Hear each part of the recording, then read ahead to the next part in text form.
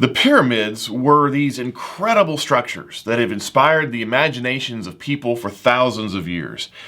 In fact, the Great Pyramid was the world's tallest building for 4,000 years until the construction of the Eiffel Tower. There are a lot of misconceptions about the pyramids. Some people think that they are filled with hidden treasures protected by booby traps. Others think they have hidden doors and secret passages. A few people out on the fringe think that they were used to channel sonic energy as a weapon, like some kind of ancient Death Star. Well, in reality, they were much less exciting. They were just massive tombs for the Egyptian pharaohs. But they are so huge that some people wonder if human beings needed help to build them.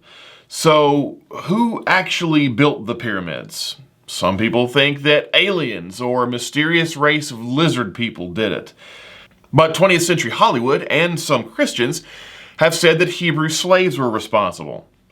Well, how the pyramids were built is still something of a mystery. Many Egyptologists favor some kind of system that used internal ramps that ascended through the pyramid as it was being built.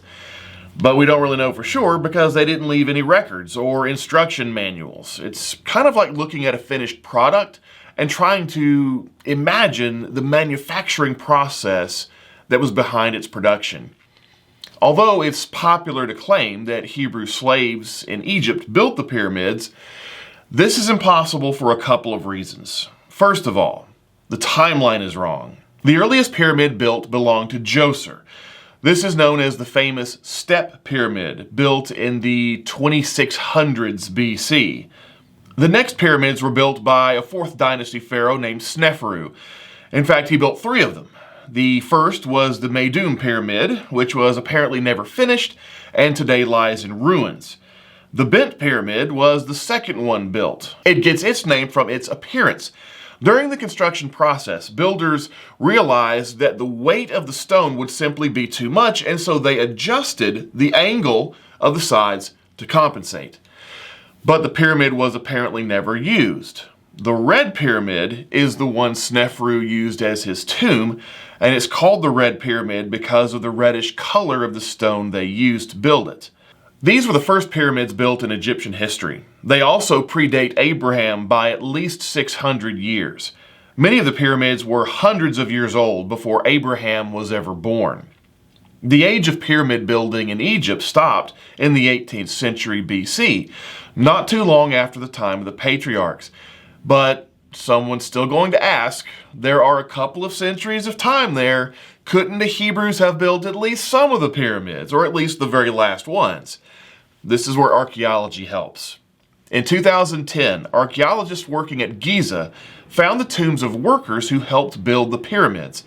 They were average Egyptians who went to work on the pyramids in the agricultural off-season.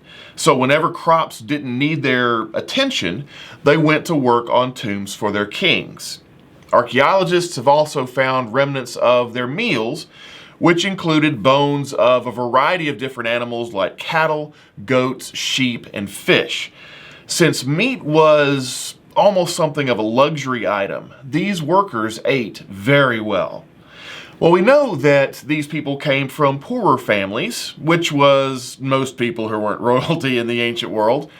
The ones who died on the job were given special burial places near the pyramids, and these burials included what are called grave goods, and they consisted of jars of beer and bread that the deceased person would need for the afterlife. Common slaves didn't get this kind of burial. So where did the myth that slaves built the pyramids come from? It's probably from 2 different places. First of all, the Greek historian Herodotus wrote that the pyramids were built by massive numbers of slaves. Now, Herodotus is often called the father of history. Some people have called him the father of lies. He made a visit to Egypt in the 5th century BC and wrote about the things that he saw there.